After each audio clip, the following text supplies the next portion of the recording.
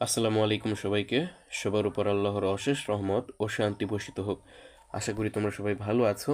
বরাবরের মতো আজকের ক্লাসেও আমরা গতি অধ্যায়ের সবচেয়ে গুরুত্বপূর্ণ একটি প্রশ্নের সমাধান করব।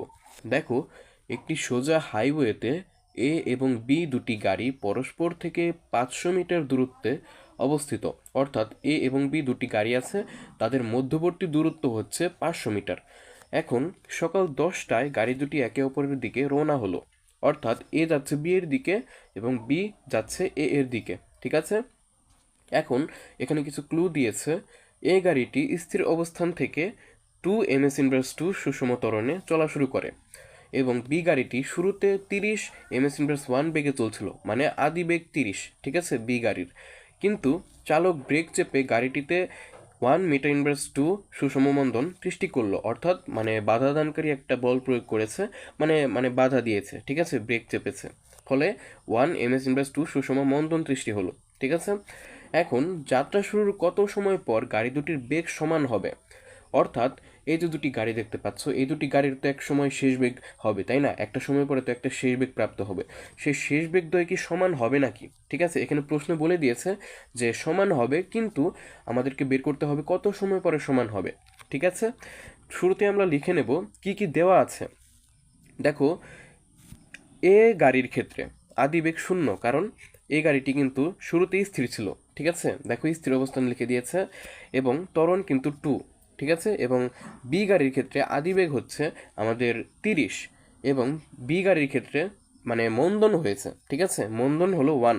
ঠিক আছে, এ মন্দনের মান কিন্তু ধনাত্মক হয়, আর ত্বরণের মান কিন্তু ধনাত্মক হয়, এবং মন্দনের মান তুমি মানে ধনাত্মক লিখতে হবে, কিন্তু মন্দন মানেই ঋণাত্মক ত্বরণকে বোঝায়। ঠিক আছে, অর্থাৎ ত্বরণ হলো ধনাত্মক মান এবং মন্দনও ধনাত্মক মান, কিন্তু মানে ত্বরণ হচ্ছে তোমার ধনাত্মক মান আর মন্দন হচ্ছে ত্বরণের ঋণাত্মক মান। কিন্তু যখন আমরা কথায় বলবো যে মন্দন হয়েছে, যদি যদি আমরা লিখি যে মন্দন এত, তাহলে আমরা ধনাত্মক মানটাই লিখব। ঠিক আছে, দেখো, আমরা ধরে নেব যে টি সময় পরে গাড়ি দুটির বেগ সমান হবে, কারণ একটা নির্দিষ্ট সময় পরেই তো গাড়ি দুটির বেগ সমান হবে, তাই না? এখন আমরা উভয় গাড়ির শেষ বেগ বের করব সমীকরণ আকারে। এ গাড়ির শেষ বেগ কী হবে? দেখো, কোনো নির্দিষ্ট মুহূর্তে যদি আমরা বেগ বের করতে চাই, তাহলে এই সূত্র আমরা ইউজ করি, v=u+at। দেখো, এখানে আমরা মান বসিয়ে দিয়েছি এ গাড়ির ক্ষেত্রে। ঠিক আছে, দেখো এ দ্বারা চিহ্নিত করা আছে 0 আর +2t, টি এর মান জানি না। ঠিক আছে, এটা একটা সমীকরণ দিলাম আমরা, তোমরা এখানে সমীকরণ আয়নং দিয়ে রাখবে, মানে তোমার পছন্দ মতো। এবং বি গাড়ির শেষ বেগ আমরা বের করবো এখন। দেখো, ওই একই সূত্র, কিন্তু এখানে একটা ভেজাল আছে। ভেজাল মানে একটা বেসিক আছে। কিরকম বেসিক? দেখো, এ গাড়ির ক্ষেত্রে কিন্তু ত্বরণ হয়েছে, এই জন্য তোমার ত্বরণের আগে প্লাস দিয়েছি, এবং বি গাড়ির ক্ষেত্রে কিন্তু মন্দন হয়েছিল। দেখো, সুষম মন্দন, তার মানে কি? মন্দন মানে কি?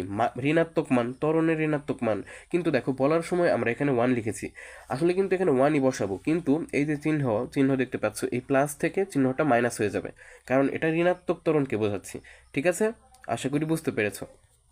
দেখো, বি গাড়ির ক্ষেত্রে আদিবেগ ছিল 30 আর ত্বরণ ছিল 1। ঠিক আছে, বা মন্দন ছিল 1। ঠিক আছে, দেখো সবশেষে কি পেয়েছি আমরা? 30 - t। এখন প্রশ্নে বলে দিয়েছে সমান সমান হবে। ঠিক আছে, কিন্তু কত সময় পরে সমান হবে সেটা আমাদের বের করতে হবে। অর্থাৎ আমরা ভি এ এবং ভি বি সমান করে দিলাম, মানে উভয় পক্ষ সমান লিখলাম এবং মান বসিয়ে দিলাম। দেখো, আশা করি তোমরা এই পাশে ওই পাশ করতে পারবে। দুইটা টি আর একটা টি যোগ করলে 3t হয়, এবং 3×10 = 30। ঠিক আছে, 3 দ্বারা ভাগ করলে 30কে মানে 10 হয়। এটাই কিন্তু আমাদের অ্যান্সার, মানে 10 সেকেন্ড পরে যাত্রা শুরুর 10 সেকেন্ড পরে গাড়ি দুটির বেগ সমান হবে। আশা করি বুঝতে পেরেছ। দেখো, এখন আমরা ঘনং সমাধান করব। গাড়ি দুটি কি একে অপরকে অতিক্রম করার আগে বি গাড়িটি সম্পূর্ণ থেমে যাবে কিনা? ঠিক আছে, অর্থাৎ এই যে গাড়ি দুটি চলছিল, ঠিক আছে, এরা কি একে অপরকে অতিক্রম করার আগেই থেমে যাবে?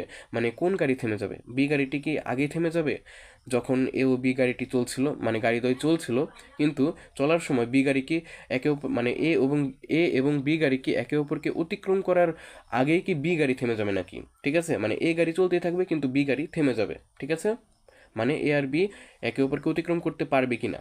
ঠিক আছে, এটা আমাদের বের করতে হবে। গাণিতিক বিশ্লেষণের মাধ্যমে গাড়ি দুটি মিলিত হওয়ার স্থান ও সময় নির্ণয় করো।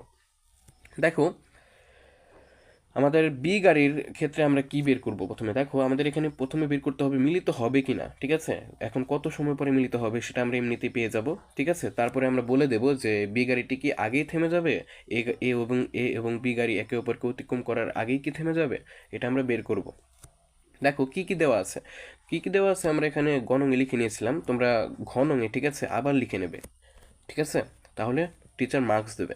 দেখো আমাদের বের করতে হবে বি গাড়ি কি থেমে যাবে কখন, বি গাড়ি কখন থেমে যাবে, কত সময় পরে থেমে যাবে, তার মানে চলমান সময় কতটুকু, ঠিক আছে, মানে কত সময় ধরে সে চলবে।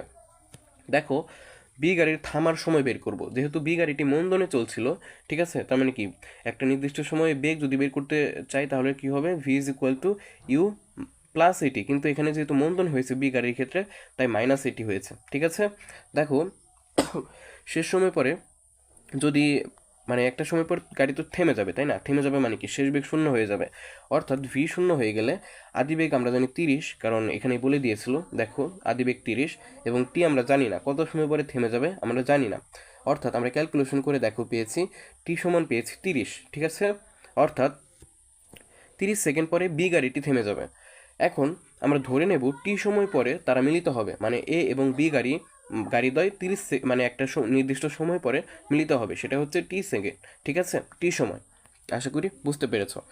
দেখো আমরা এখন এ গাড়ির দূরত্ব বের করব। দেখো আমরা এখানে একটা বেসিক খাটাবো, সেটা হচ্ছে দূরত্ব একটা বেসিক, ঠিক আছে, দূরত্ব দিয়ে দূরত্বের হিসাব করব আমরা কিভাবে। দেখো আগে আমরা সমীকরণ বানাই। দেখো টি সময় পরে তারা মিলিত হবে আমরা ধরে নিয়েছি, এখন এ গাড়ির দূরত্ব এখন এই টি সময়ে এই গাড়ি কত দূরত্ব গেল, কত দূর গেল। দেখো S is equal to UT plus half AT square, এটা আমরা জানি গতির সমীকরণ থেকে, এখানে প্লাস হয়েছে কারণ প্রথম গাড়ির ক্ষেত্রে ত্বরণ হয়েছে, মন্দন হয়নি। দেখো আদিবেগ শূন্য প্রথম গাড়ির ক্ষেত্রে, ঠিক আছে, এবং টি এর মান তো আমরা জানি না, তাই না? এখন হাফ এ টি স্কোয়ার, টু আর টু কাটা, তার মানে কি টি স্কোয়ার থাকে, অর্থাৎ প্রথম গাড়িটি টি স্কোয়ার দূরত্ব অতিক্রম করবে, কিন্তু টি স্কোয়ার তো একটা ধ্রুবক হয়ে গেল, এটাকে তো আমাদের বের করতে হবে, তাই না? আচ্ছা এটা আমরা একটু পরে বের করব। দেখো এখন বি গাড়িটি কত দূর গেল, এ গাড়ি তো টি স্কোয়ার দূরত্বে চলে গেল, তাই না? এ গাড়িটি টি স্কোয়ার দূরত্বে চলে গেছে, এখন বি গাড়ি কত দূরত্ব গেল, একই কাহিনী। দেখো UT minus half AT square, কারণ কি বি গাড়ির ক্ষেত্রে মন্দন হয়েছে, ঠিক আছে, আশা করি বুঝতে পেরেছো। আদি বেগ 30 আর টি এর মান তো আমাদের বের করতে হবে, আর ত্বরণ 1, ঠিক আছে, হাফ টি স্কোয়ার। এখন এখানে তুমি ক্যালকুলেশন করো, 30টি মাইনাস 0.5 টি স্কোয়ার হবে, ঠিক আছে, মানে হাফ মানে এটা 0.5। দেখো এ এবং বি গাড়িদ্বয়ের কত, এ গাড়িটি কত দূর গেল এবং বি গাড়িটি কত দূর গেল এটা আমরা বের করে ফেলেছি। দেখো একটা জিনিস ভুলে যেও না, এ এবং বি গাড়ি কিন্তু পরস্পরের দিকে আসছে, ঠিক আছে, এবং তাদের মধ্যবর্তী দূরত্ব কিন্তু 500 মিটার, ঠিক আছে। এখন আমরা এখানে দূরত্বের একটা বেসিক খাটাবো, সেটা কীরকম। দেখো শর্ত অনুসারে এই যে এই সমীকরণ দেখতে পাচ্ছ, এটা দিয়ে আমরা টি এর মান বের করব, ঠিক আছে। এখন S A plus S B সমান 500 কীভাবে লিখলাম, এটা তো যুক্তিসঙ্গত না, কেন লিখলাম, কিভাবে হলো, কেন হবে। দেখো ধরো তুমি আর তোমার বন্ধু আছো, একটা আপেল খাচ্ছ, তুমি অর্ধেক খেলে এবং বাকি অর্ধেক তোমার বন্ধু খেলো। এখন তোমাদের তো বলতে হবে যে আমি আর আমার বন্ধু মিলে সম্পূর্ণ আপেলটি খেয়েছি, তুমি তো এটা বলতে পারবে না যে আমি একাই খেয়ে ফেলেছি, কারণ তুমি অর্ধেক খেয়েছো এবং তোমার বন্ধু বাকি অর্ধেক খেয়েছে। তার মানে বলতে হবে যে আমি আর আমার বন্ধু মিলে এই সম্পূর্ণ আপেলটি খেয়েছি। ঠিক একইভাবে আমরা এখানে দূরত্বের একটা ধারণা নিক্ষেপ করব, সেটা হচ্ছে যদি এ গাড়িটি একটা নির্দিষ্ট দূরত্ব যায়, ঠিক আছে, তাদের মধ্যবর্তী দূরত্ব তো 500 মিটার ছিল, তাই না? এখন ধরো এ গাড়িটি একটা নির্দিষ্ট দূরত্বে গেল, সম্পূর্ণ কিন্তু যায়নি, এবং যেহেতু মিলিত হবে তার মানে কি এ আর বি কিন্তু একদম লেগে যাবে, ঠিক আছে। এ যেই দূরত্বে আসবে বি কিন্তু সেই দূরত্বে আসবে, তার মানে কি এ যত দূরত্ব অতিক্রম করলো বি তত দূরত্ব, এ যত দূরত্ব অতিক্রম করলো বি যদি তার কাছে আসতে চায় তাহলে তাকেও একটা নির্দিষ্ট দূরত্ব অতিক্রম করতে হবে। সেই দুটো দূরত্ব এ এর দূরত্ব এবং বি এর দূরত্ব যদি যোগ করি তাহলে আমরা পাবো মোট পথের তাদের মধ্যবর্তী দূরত্ব, ঠিক আছে, সেটা হচ্ছে 500 মিটার। আশা করি বুঝতে পেরেছ। এখন মান বসিয়ে দিয়েছি আমরা, এখানে একটু সরাসরি করে দিয়েছি, কিভাবে এস এ কি পেয়েছিলাম আমরা। দেখো এস এ এর এ গাড়ির দূরত্ব পেয়েছিলাম টি স্কোয়ার, দেখো আমরা টি স্কোয়ার বসিয়ে দিয়েছি, এবং বি গাড়ির দূরত্ব পেয়েছিলাম 30টি মাইনাস 0.5 টি স্কোয়ার। দেখো 30টি মাইনাস 0.5 টি স্কোয়ার, এটা কিন্তু আমরা এখানে বসিয়ে দিয়েছি মান, ঠিক আছে। এখন এখন আমরা কি করব। দেখো এখন আমরা এখানে কি করেছি, এখানে কি লিখেছি আমরা দেখো, টি স্কোয়ার প্লাস 30টি মাইনাস 0.5 টি স্কোয়ার। এখন এই যে 500 দেখতে পাচ্ছ, এই 500কে আমরা এই পাশে নিয়ে এসেছি। দেখো এখানে 30টি ছিল আগে, মাইনাস 0.5টি স্কোয়ার ছিল, ঠিক আছে। এখানে কিন্তু একটা সমস্যা আছে। কীরকম সমস্যা?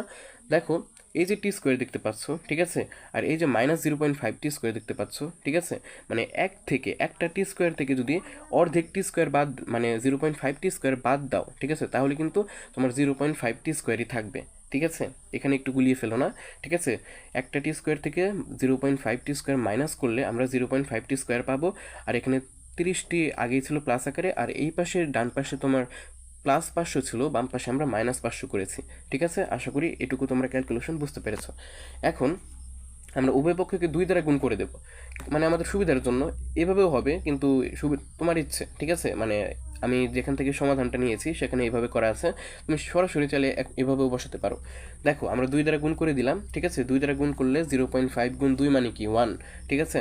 আর 30 দুগুণে 60, ঠিক আছে। আর 500 দুগুণে কত হয় 1000, মানে চিহ্ন কিন্তু খেয়াল রাখতে হবে। এখন এটা কিন্তু একটা দ্বিঘাত সমীকরণ হয়ে গেছে, ঠিক আছে। আমরা কি জানি, A x C square plus B x plus C সমান 0 হলে আমরা একটা সূত্র জানি, এক্স সমান হবে minus B plus minus root over of B square minus 4ac divided by 2a, ঠিক আছে। এখানে এই প্রথম রাশিকে, মানে টি স্কোয়ারের সহগ এ আছে, ঠিক আছে, মনে মনে তুলনা করো। এবং এখানে বি এক্স, ঠিক আছে, এক্স মানে এখানে টি, ঠিক আছে, টি এর সঙ্গে কে আছে 60, এটা হচ্ছে বি এর মান। এবং এই সি তো ধ্রুবক, তাই না, এখানে কিন্তু চিহ্ন সহ হিসেব করতে হবে। এখানে সি এর মান হচ্ছে মাইনাস 1000, ঠিক আছে। এখন শুধু এই যে বুলডোজার সূত্র, মানে এটাই বসিয়ে দাও একদম, মানে দুটো মান আসবে, একটা ধনাত্মক মান আর একটা ঋণাত্মক মান। সবসময় যে ধনাত্মক ঋণাত্মক আসবে তা নয়, মানে উভয়ই ধনাত্মক আসতে পারে, ঠিক আছে, সেটা মানের উপর নির্ভর করবে। আশা করি মান বসাতে পারবে। প্রথমে তোমরা কি করবে, এখানে মান বসিয়ে দিয়ে ভেতরে একটু কাটাছেড়া করবে, মানে ক্যালকুলেশন করবে, ঠিক আছে। যেমন 2 অক্ষে 2 আর 60 স্কোয়ার মানে কি 3600, ঠিক আছে, এভাবে মানে যোগ বিয়োগ করবে। আশা করি ক্যালকুলেশন তোমরা পারো। এভাবে করার পরে আমরা দেখো টি এর মান পেয়েছি minus 60 plus minus 87.18 divided by 2। এখন কথা হচ্ছে এখানে দেখো দুইটা মান কিন্তু আছে, ভেতরে কিন্তু প্লাস মাইনাস আছে, তাই না।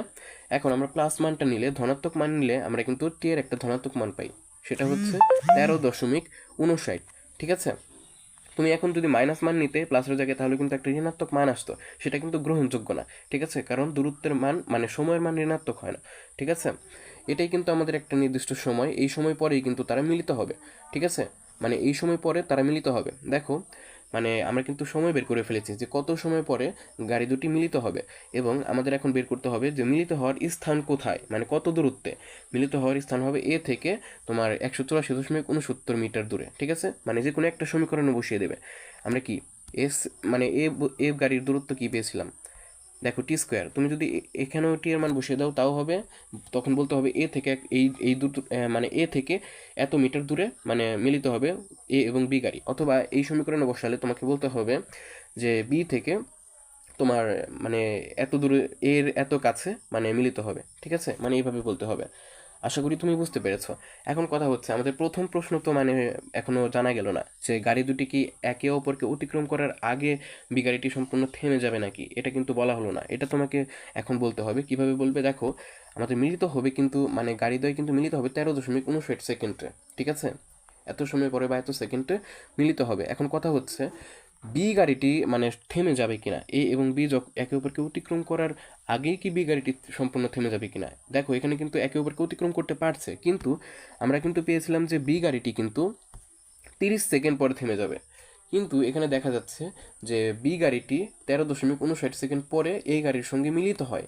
তাহলে তো হচ্ছে না। তার মানে কি, আমরা বলেই দিতে পারি যে এ এবং বি গাড়িদ্বয় মানে একে অপরকে অতিক্রম করার আগেই থামবে না, ঠিক আছে, মানে একে অপরকে অতিক্রম করার পরে আরও মানে 30 সেকেন্ড যাবত, মানে এখানে কিন্তু 13 সেকেন্ড, 13.59 সেকেন্ড পর্যন্ত তো মিলেই গেল, অতিক্রম করে গেল। বাকি আরও 30 থেকে তুমি 13.59 সেকেন্ড বাদ দিয়ে দাও, একটা নির্দিষ্ট মান থাকবে।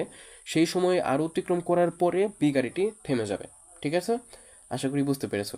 কারণ মিলিত হওয়ার সময় ছোট, কার ছোট, মিলিত হওয়ার সময়টা হচ্ছে তোমার এখানে এই যে বি গাড়িটি থামার সময়ের চেয়ে ছোট।